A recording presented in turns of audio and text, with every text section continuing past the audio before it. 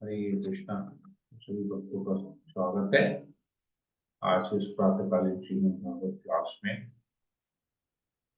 तो हम लोग सृष्टि कैसे होती है, नारद मुनि प्रश्न पूछते हैं ब्रह्मा जी से, और ब्रह्मा जी पूरा प्रोसीडियर बताते हैं कैसे होता है ये।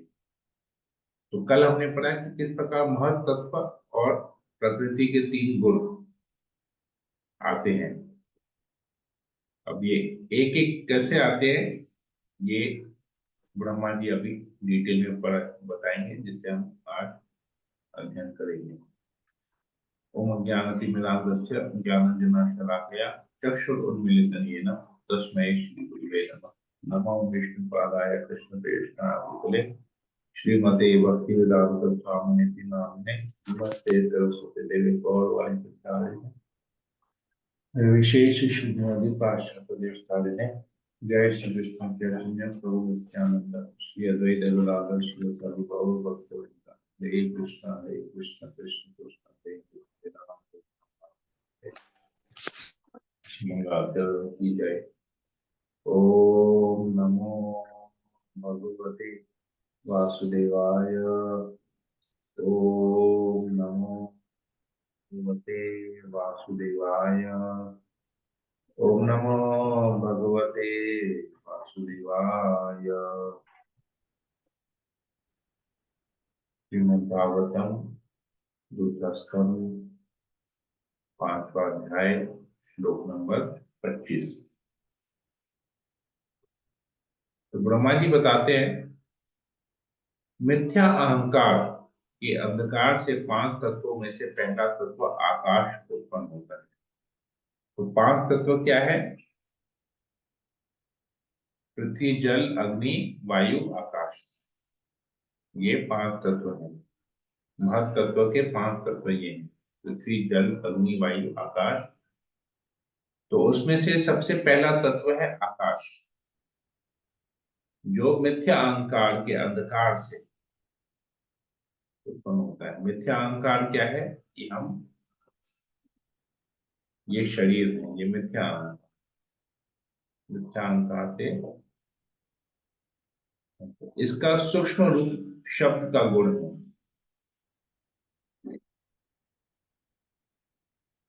ठीक उसी प्रकार जिस तरह दृष्टा का दृश्य से संबंध होता है, तो आकाश का शब्द से, शब्द मतलब साउंड, साउंड वाइब्रेशन, आकाश का जिस प्रकार दृष्टा का दृश्य से संबंध होता है, मतलब देखने वाले का जो चीज देख रहा है ये क्या संबंध होता है, उसी प्रकार आकाश का और शब्द का संबंध है। रूपा जी लिखते हैं तात्पर्य में, 5 तत्व जिनके नाम आकाश वायु अग्नि जल तथा पृथ्वी है, पृथ्वी जल वायु अग्नि आकाश, मिथ्या अहंकार के अंधकार की के ही विभिन्न गुण हैं। इसका अर्थ हुआ कि महत तत्व के रूप में मिथ्या अहंकार भगवान की तटस्थ शक्ति से उत्पन्न होता है, और भौतिक सृष्टि पर प्रभुता जताने की इस मिथ्या अहंकार के कारण ही जीव के मिथ्या भोग के लिए सारे अव्यय उत्पन्न होते हैं। तो हम, शायद आप लोग को याद होगा, पुराने जमाने का, कई साल पहले का एक पिक्चर में एक गाना आया था, दुनिया बनाने वाले क्या तेरे मन में समाई, काहे को दुनिया बनाई। याद है किसी को ये गीत के जी कुछ प्रभु, है? याद है। हाँ। ओके, वो प्रश्न पूछता रह गया गीत में, उत्तर नहीं मिला। अभी इसका उसका उत्तर यहाँ पर है कि क्यों भगवान ये सारे अव्यय उत्पन्न करते हैं। मिथ्या अहंकार से हम प्रभुता जताने का हमारा प्रयास रहता है। तो सोचिए भगवान कितने कृपालु है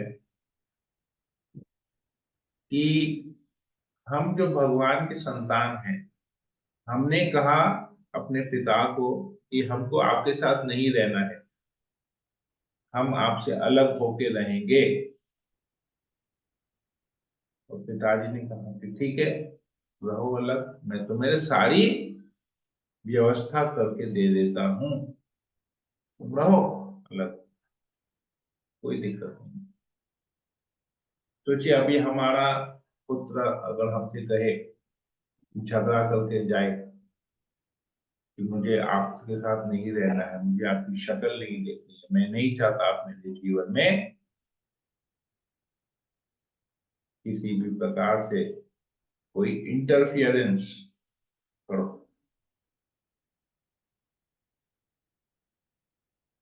तो हम क्या कहेंगे?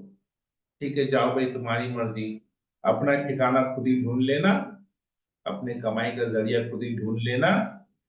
जब इतना कुछ बोल दिए हो कि मेरा शक्ल नहीं देखोगे, मेरे से कोई रिश्ता नहीं रखोगे, तो अपना ठिकाना अपने आप ढूंढ लो, जो चाहिए करो, कभी पलट के मुड़ के मत देखना हम लोग, भूल जाओ कि हम भी तुम्हारे कोई माँ बाप हैं।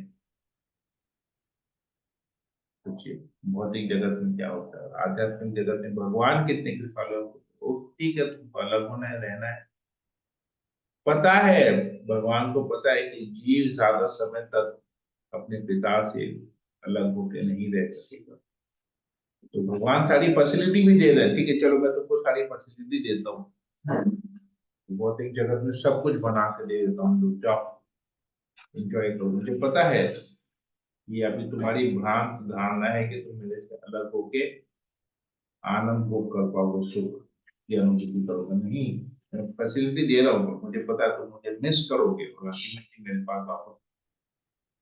और भगवान इतने कृपालु है कि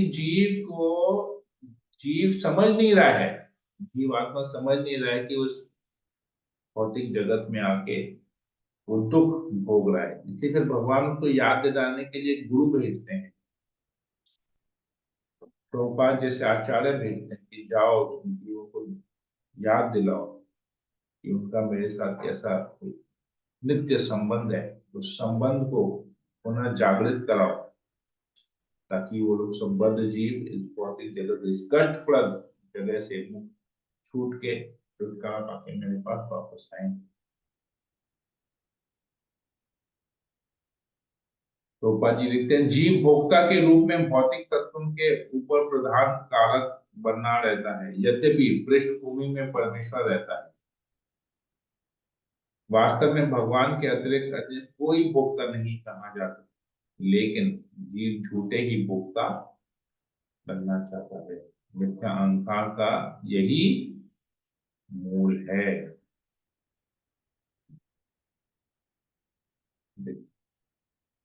जब मोहग्रस्त जीव इसकी इच्छा करता है तो भगवान की इच्छा से छाया तत्व उत्पन्न होते हैं और जीवों के उनके पीछे उसी तरह दौड़ने दिया जाता है जिस तरह मृग मरीचिका के पीछे मृग। तो मृग मरीचिका मतलब जो मृग के पेट में से, नाभि में से एक बहुत सुंदर खुशबू आती है, कस्तूरी जिसे कहते हैं, परंतु मृग क्या करता है, सब जगह हिरन सब जगह दौड़ता रहता है कि कहां से खुशबू आ रही है, कहां से खुशबू आ रही है, कहां से खुशबू आ रही है, तो मिलता ही नहीं है, और अल्टीमेटली उस खुशबू को ढूंढते ढूंढते ढूंढते ढूंढते शरीर छोड़ देता है, मिलता ही नहीं है, जबकि खुशबू उसके अंदर ही है।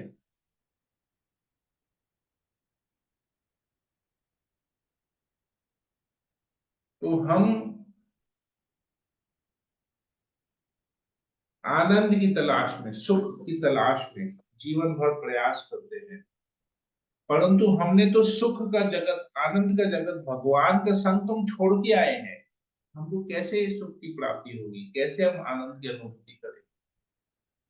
तो यही सोचते सोचते, यही करते करते सुख की खोज में प्रयास करते करते करते करते हम भी जीवन त्याग देते हैं, एक शरीर से दूसरे शरीर, दूसरे शरीर से तीसरे शरीर, केवल देहांतर करते रहते हैं,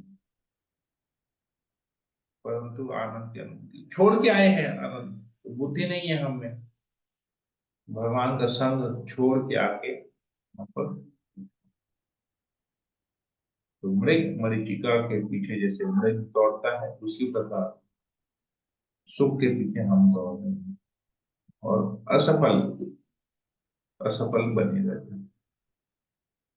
यह कहा गया है कि पहले ध्वनि तन मात्रा उत्पन्न होती है और उसके बाद आकाश तत्व निर्माण होता है, और इस श्लोक में पुष्टि की गई है कि वास्तव में ऐसा ही होता है, लेकिन ध्वनि आकाश का सूक्ष्म रूप है और इनमें जो अंतर है वह दृष्टा तथा दृष्टि के अंतर है।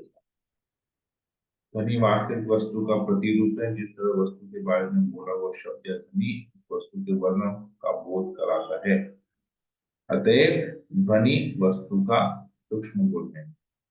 इसी प्रकार भगवान का ध्वनि रूप के लक्षणों के संबंध में भगवान का पूर्ण रूप है, जैसा कि भगवान कृष्ण तथा भगवान राम के पिता वसुदेव तथा महाराज दशरथ ने देखा। भगवान का ध्वनि रूप साक्षात भगवान से अभिन्न है, क्योंकि भगवान तथा उनका ध्वनि रूप परम ज्ञान है। भगवान चैतन्य महाप्रभु ने हमें उपदेश दिया है कि भगवान के पवित्र नाम में जो भगवान का ध्वनि रूप है, भगवान की सारी शक्तियां निहित हैं। अतएव भगवान के पवित्र नाम के ध्वनि रूप के उच्चारण से मनुष्य तुरंत भगवान से के सानिध्य का आनंद उठा सकता है। तो शुद्ध भक्त को तुरंत ही भगवान का स्वरूप प्रकट हो जाता है। अतएव शुद्ध भक्त भगवान से एक क्षण के लिए भी विलग नहीं होता। अतएव जो भक्त निरंतर भगवान के संपर्क में रहने की कामना करता है, उसे शास्त्रों द्वारा अनुमोदित भगवान का पवित्र नाम हरे कृष्ण कृष्ण कृष्ण हरे हरे, हरे राम राम राम हरे हरे का कीर्तन करना चाहिए। जो इस प्रकार भगवान का सानिध्य प्राप्त कर लेता है, वो निश्चित रूप से मिथ्याहंकार से उत्पन्न जगत के अंधकार से उबर आता है। तमसोमा ज्योतिर्गमय। तो हरे कृष्ण महामंत्र से ही हम इस मिथ्याहंकार से उत्पन्न जगत के अंधकार से उबर सकते हैं। अब ये 4 श्लोक हैं, 26, 27, 28। क्योंकि आकाश रूपांतरित होता है, अतएव स्पर्श गुण से युक्त वायु उत्पन्न होती है। तो स्पर्श गुण मतलब टच, टच से वायु, ये वायु हमको छूता है। हम वायु को देख नहीं सकते, लेकिन स्पर्श कर सकते हैं, वायु स्पर्श होता है। और पूर्ण परंपरा के अनुसार वायु शब्द तथा आयु के मूलभूत तत्वों अर्थात स्पर्श, मानसिक शक्ति तथा शारीरिक बल से भी पूर्ण होती है। काल तथा प्रकृति के साथ ही जब वायु रूपांतरित होता है तो अग्नि उत्पन्न होती है, और यह स्पर्श तथा ध्वनि का रूप धारण करती है। क्योंकि अग्नि भी रूपांतरित होती है, अतएव जल प्रकट होता है, जो रस तथा स्वाद से पूरित होता है। परंपरा अनुसार यह भी रूप स्पर्श तथा शब्द से परिपूर्ण होता है, और जब यही जल अपनी नाना रूपता समेत पृथ्वी में रूपांतरित होता है, तब वह सुगंधिमय प्रतीत होता है, और परंपरा अनुसार यह रस स्पर्श शब्द तथा रूप के गुणों से पूरित होता है। तो एक एक जब महत तत्व का एक एक एलिमेंट जब बनता है, तो उसमें प्रीवियस एलिमेंट के गुण ऑटोमेटिकली आ जाते हैं। इसको बहुत सरल तरीके से समझेंगे, जैसे अभी हम क्लास 1 में हैं, तो क्लास 1 की हमने पढ़ाई की। जब क्लास 2 में आएंगे तो ऑटोमेटिकली क्लास 1 का ग्रेजुएशन डिग्री हमारे पास है, क्लास 1 और 2 का पढ़ाई। ऐसे जब हम क्लास 10 देंगे, मतलब हम ऑलरेडी 9 क्लास पास कर चुके हैं बोल के 10वीं कक्षा में, तो 9 क्लास तक 9 क्लासेस का जो ज्ञान है वो हमारे अंदर ऑलरेडी है। तो 10वें में ऑलरेडी 9th इंक्लूड रहता है, पहले के 9। 12वीं कक्षा का क्लास देते हैं तो 10वां और 11वां कक्षा का पढ़ाई ऑलरेडी इसमें इंक्लूड रहता है। तो ऐसे करके हर एक गुण, हर एक महत तत्व, हर एक तत्व जब उत्पन्न होता है तो उसमें पिछले तत्व के सारे गुण होते हैं। तो सबसे पहले हमने पढ़ा कि आकाश, आकाश और ध्वनि, आकाश और साउंड। फिर आकाश से आता है वायु, वायु से, वायु स्पर्श, टच के साथ संबोधित करता है। फिर आता है जब वायु और काल का मतलब प्रकृति का जब होता है तब होता है अग्नि उत्पन्न होती है। तो आकाश हो गया, वायु हो गया, फिर अग्नि हुआ। अग्नि के बाद उत्पन्न होता है जल। जल मतलब स्वाद, टेस्ट। और जल से फिर आता है पृथ्वी। पृथ्वी मतलब खुशबू। तभी आप देखेंगे कि जब भी गर्मी होती है, गर्मी के बाद ना जब वर्षा होती है, बहुत गर्मी होती है तो वर्षा जब होती है तो वो बारिश जो है, जल जब पृथ्वी को छूता तो पृथ्वी में से ना एक बहुत ही मोहक एक खुशबू आती है, एक सुगंध आती है। आप लोगों ने ध्यान दिया होगा। तो सुगंध हाँ, मतलब सुगंधित नोस। आती है। यस, तो सुगंध मतलब नाक, नाक का काम हो जाएगा यहाँ। तो देखिए सब इंटरलिंक्ड है। सुगंध मतलब नाक, ठीक है। Object of the senses is सुगंध and the sense is nose. स्पर्श is the object of the senses, लेकिन ऑब्जेक्ट वो सेंस क्या है? स्किन, त्वचा। त्वचा से स्पर्श होता है। जैसे स्वाद है, स्वाद is taste is object of the senses, लेकिन सेंस क्या है? इंद्रिय क्या है? जीव। हमारी जो जीव है वो, ऐसे करके सब कुछ इंटरलिंक है। क्लियर है यहाँ पर ना? कुछ प्रश्न है? ओके। तो ये 5 तत्व, senses, 5 sense, object of the senses और सेंस ऑफ द, ये यहाँ पर यह 5 तत्व से, मन तत्व से। फिर आता है सतोगुण से मन, अभी सूक्ष्म के ऊपर आते हैं। तो अब बाकी 3 है, मन बुद्धि अहंकार। सतोगुण से मन उत्पन्न होकर व्यक्त होता है। साथ ही शारीरिक गतियों के नियंत्रक 10 देवता भी प्रकट होते हैं। ऐसे देवता दिशाओं के नियंत्रक, मतलब 10 दिशाएं हैं। हम लोग तो 4 दिशाएं जानते हैं, नॉर्थ, साउथ, ईस्ट, वेस्ट, ठीक है। नॉर्थ, ईस्ट, वेस्ट, साउथ, जैसा भी आप बोले, 4 दिशाएं, लेकिन ऐसे 10 दिशाएं होती हैं।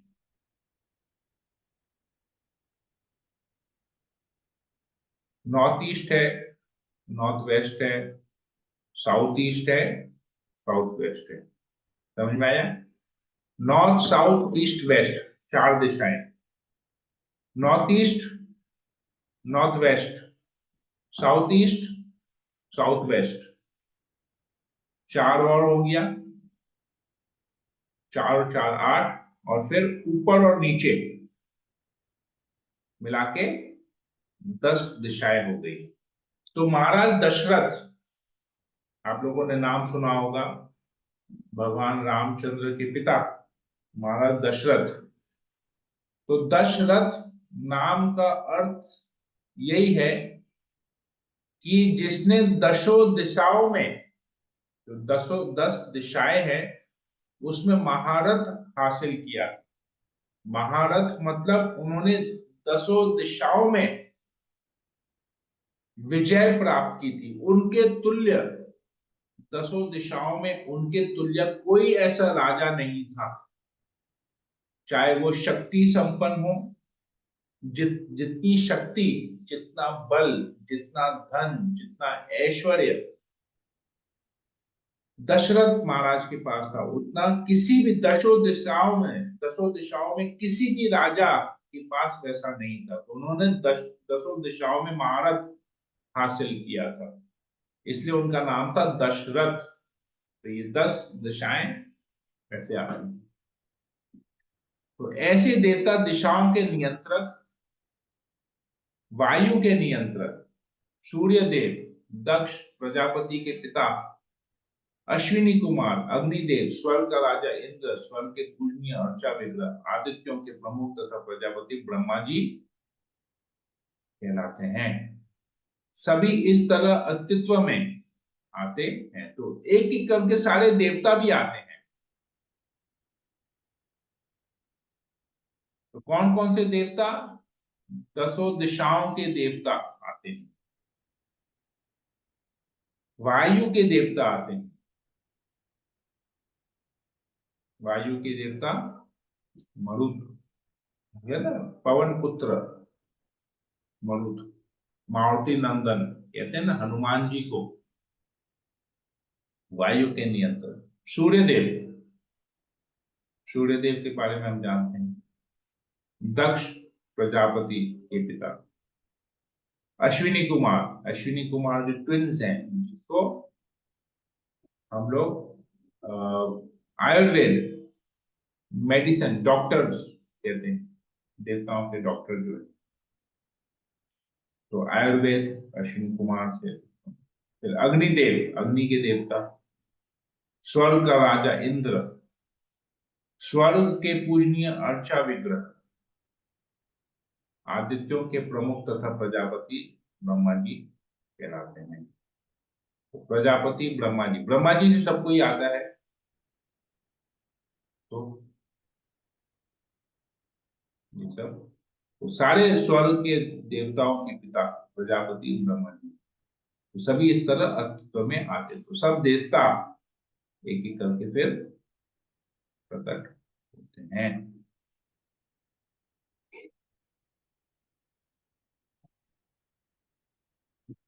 रजोगुण में और अधिक विकार आने से बुद्धि तथा प्राण के साथ ही श्रवण, त्वचा, नाक, आंख, जीभ, मुंह, हाथ, जनेन्द्रिय, पांव तथा मल विसर्जन की इंद्रिया सभी उत्पन्न होती है। तो ग्रॉस एलिमेंट्स जो हम लोग ग्रॉस सेंसेस जो हम देखते हैं वो रजोगुण में से उत्पन्न होता है, और अधिक रजोगुण होने से ये सब उत्पन्न होता है। श्रवण, त्वचा, नाक, आंख, जीभ, मुंह, हाथ, जनेन्द्रियां, पांव तथा मल विसर्जन की इंद्रियां सभी होती हैं। ये शरीर बेसिकली रजोगुण का बना हुआ है, कहने का मतलब ये है। तो हे योगियों में श्रेष्ठ नारद, जब तक ये सृजित अंग तक यथा तत्व इंद्रिया मन तथा प्रकृति के गुण जुड़ नहीं जाते तब तक शरीर स्वरूप धारण नहीं कर सकता। तो ये सब कॉम्बिनेशन जब होगा, एक साथ जब जुड़ेंगे, मतलब जो पंच तत्व जो महत तत्व है वो इंद्रिया, मन और प्रकृति के तीन गुण, ये सब जब कंबाइन होंगे तब जाके एक शरीर, एक स्वरूप आएगा। जैसे प्रभुपाद जी बताते हैं, जीवों की विभिन्न प्रकार की शरीर रचनाएं, संरचनाएं उन विभिन्न प्रकार की मोटर कारों जैसी हैं, जिन्हें विभिन्न पुर्जों को जोड़ करके निर्मित किया जाता है। जब मोटर कार तैयार हो जाती है तो चालक उसमें बैठकर अपनी इच्छा अनुसार उसे चलाता है। इसकी पुष्टि भगवत गीता में भी हुई है। जीव मानव शरीर रूपी यंत्र पर आरूढ़ है और शरीर रूपी मोटर कार प्रकृति के वश में रहकर चलती फिरती है। ठीक उसी तरह जिस तरह रेलगाड़ियां नियंत्रक के मार्ग निर्देशन में रहकर चलती है, लेकिन ये जीव शरीर नहीं है। वे तो शरीर रूपी यान से पृथक होते हैं, लेकिन अल्पज्ञ भौतिक विज्ञानी शरीर के अंगों को जोड़े जाने की विधि को नहीं जान पाता, जो इंद्रिय मन तथा गुण के रूप में होते हैं। प्रत्येक जीव आध्यात्मिक स्फुलिंग है, परम पुरुष का अंश है, और जिस तरह पिता पुत्र के प्रति दयालु होता है, उसी तरह भगवत कृपा से प्रत्येक जीव को स्वल्प स्वतंत्रता दी गई है कि वो प्रकृति के गुणों पर प्रभुता जताकर स्वेच्छा से कर्म करे। जिस प्रकार पिता रोते हुए बालक को चुप करने के लिए खिलौने थमा देता है, उसी तरह भगवान की इच्छा से मोहग्रस्त जीवों को भगवान के प्रतिनिधि के नियंत्रण में अन्य अपनी इच्छित वस्तुओं पर प्रभुता जताने की छूट देने के लिए सारी भौतिक सृष्टि बनी हुई है। सारे जीव उन छोटे छोटे बालकों की भांति भौतिक क्रीड़ा स्टेज में खेल रहे हैं। जिनकी निगरानी भगवान की दासी प्रकृति कर रही है। वह इस दासी या माया को सर्वा मानकर परम सत्य को स्त्री दुर्गा देवी आदि मान बैठते हैं। मूर्ख बाल तुल्य भौतिकतावादी दासी प्रकृति की अवधारणा से ऊपर नहीं उठ पाते, किंतु भगवान की बुद्धिमान सियाने पुत्र भलीभांति जानते हैं कि प्रकृति के सारे कार्य भगवान द्वारा उसी प्रकार नियंत्रित होते हैं जिस तरह दासी अविकसित बालकों के पिता को अपने मालिक से अधीन रहती है। तो देखिए कितना सरल तरीके से प्रभुपाद जी समझा रहे हैं कि जैसे जब तक मोटर मोटर कार में अलग अलग कंपोनेंट्स होते हैं, इंजन होता है, चक्के होते हैं, स्टीयरिंग व्हील होता है, एसी लगा हुआ रहता है, नट बोल्ट होते हैं, बहुत सारे चीज जुड़ के एक मोटर कार बनती है। और जब मोटर कार बनती है तब उसमें एक ड्राइवर बैठ के उसको चलाता है। मोटर कार अपने आप नहीं चलती है, उसमें एक ड्राइवर बैठता है और उसको अपने तरीके से उसको चलाता है। कोई रैश ड्राइविंग करता है, कोई स्लो चलाता है, कोई साधारण चलाता है, कोई अच्छी तरह से चलाता है, अलग अलग। तो उसी प्रकार सारे ये महत तत्व और सूक्ष्म शरीर, मन, बुद्धि, अहंकार, प्रकृति, तीन गुण सब मिल के एक शरीर बनता है और उस शरीर में आत्मा प्रवेश करती है और फिर आत्मा उस शरीर को चलाती है, अपने अनुसार उस शरीर को चलाती है। जैसे हम जब गाड़ी में बैठते हैं तो हम अपने आप को गाड़ी समझते हैं। कैसे गाड़ी समझते हैं? मान लीजिए अभी हम अपनी गाड़ी को चला रहे हैं और किसी ने आके ठोकर मार लिया तो हमें बहुत दुख होता है। हालांकि ठोकर गाड़ी को मारी है, हमें चोट नहीं पहुंचा है, लेकिन हम उस आदमी से झगड़ा करते हैं। अरे तुमने मुझे मारा, तुमने मुझे मारा नहीं, तुमने मेरी गाड़ी को मारा। अब मेरी गाड़ी को मारा तो तुमको पैसा देना पड़ेगा, तुमको बनवा के देना पड़ेगा। चोट हमको नहीं लगा, चोट गाड़ी को लगा है। लेकिन हम झगड़ा इस प्रकार करते हैं जैसे वाकई में हमें किसी ने मारा है। तो क्यों हम अपने आप को जब गाड़ी में बैठते हैं, चलाते हैं गाड़ी को, तो हम अपने आप को गाड़ी समझते हैं। तो यही प्रॉब्लम हमें शरीर के साथ है। हम जब इस शरीर में प्रवेश करते हैं तो हम अपने आप को शरीर मान बैठते हैं और शरीर के सुख दुख को अपना सुख दुख मान लेते हैं।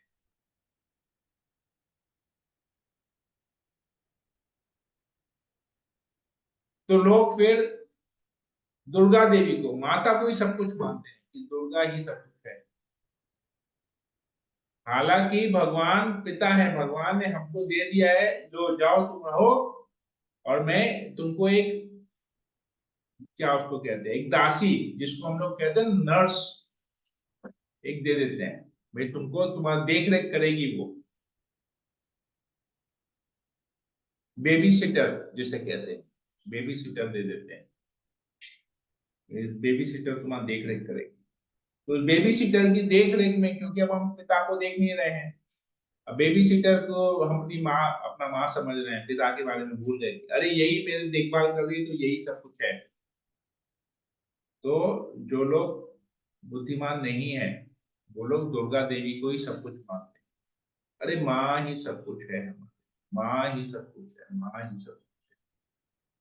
दुर्गा देवी के अलग अलग रूप, काली हो, दुर्गा हो, चामुंडा हो, सरस्वती हो, सब माँ ही को मानते हैं, पिता को कोई मानता नहीं। और पिता को अगर कोई मानने लगा तो फिर अरे भोले भोले बाबा ही सब कुछ है, भोले बाबा भी हमारे पिता है, भोले बाबा, भोले बाबा, बाबा बाबा यही हमारे पिता है। अब वो जो दासी है दुर्गा देवी, जो कृष्ण का आदेश पालन कर रही है, उसके नियंत्रण में है ये।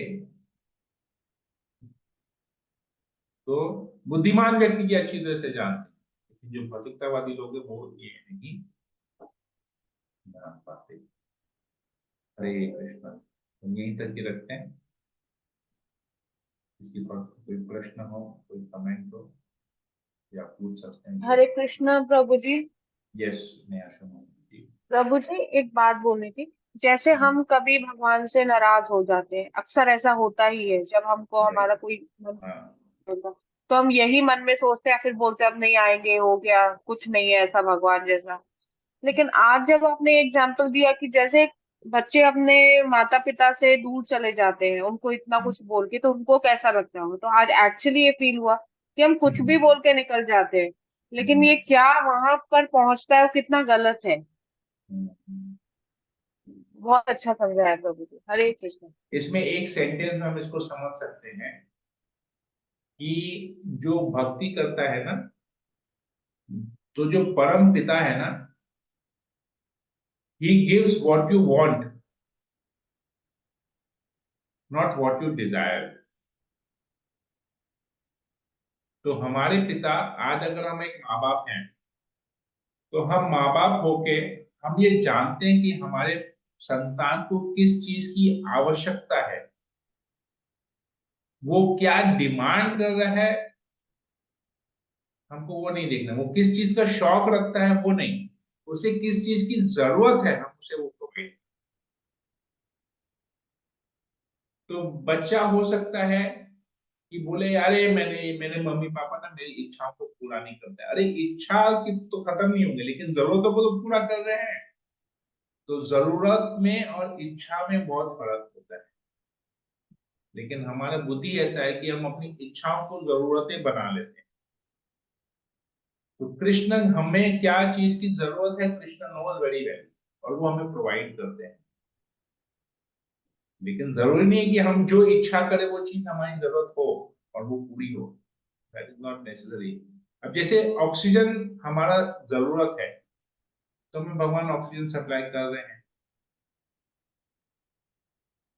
लेकिन ऑक्सीजन से हम अ, दूसरा कुछ बनाने करेंगे तो वो तो जरूरी नहीं कि वो चीज हमको चाहिए।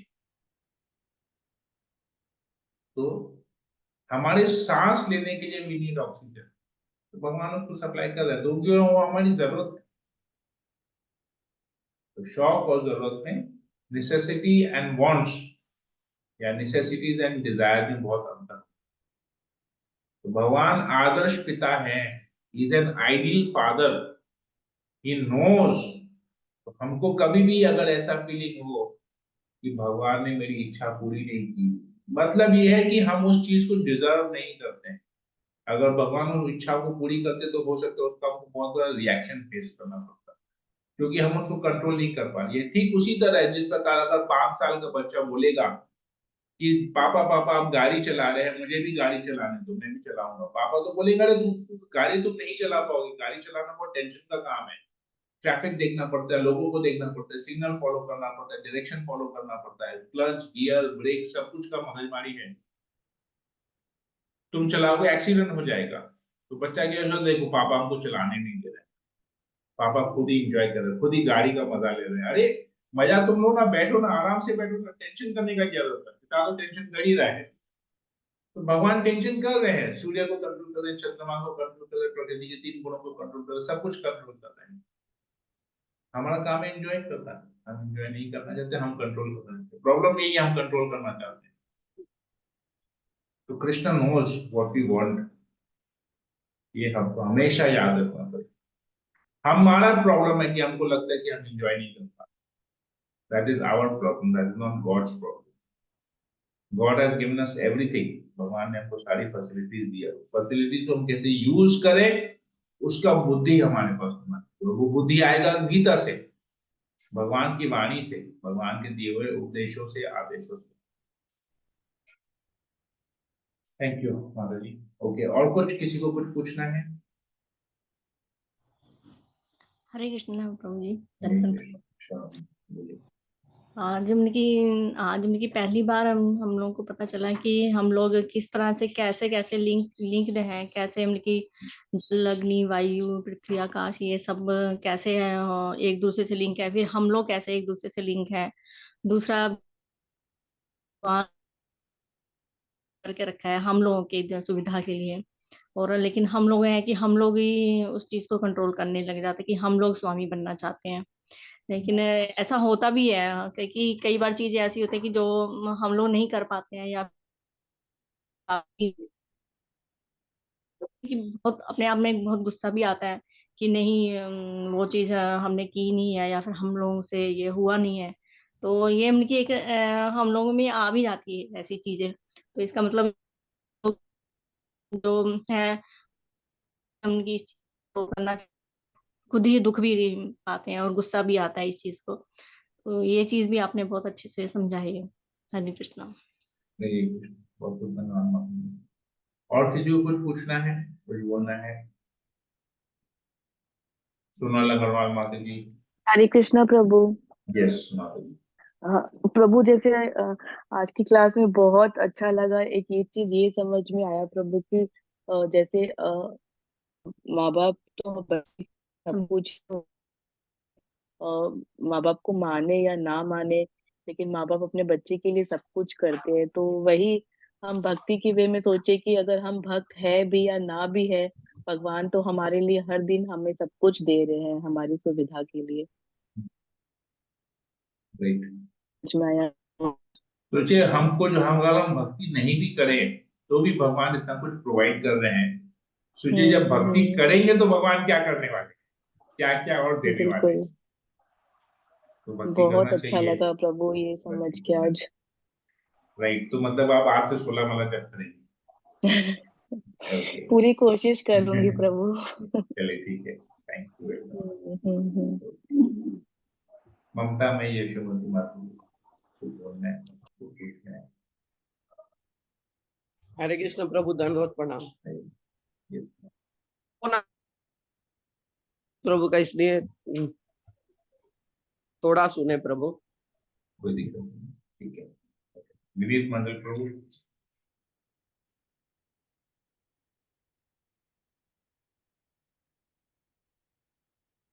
ईशानी इंदिरा माता जी।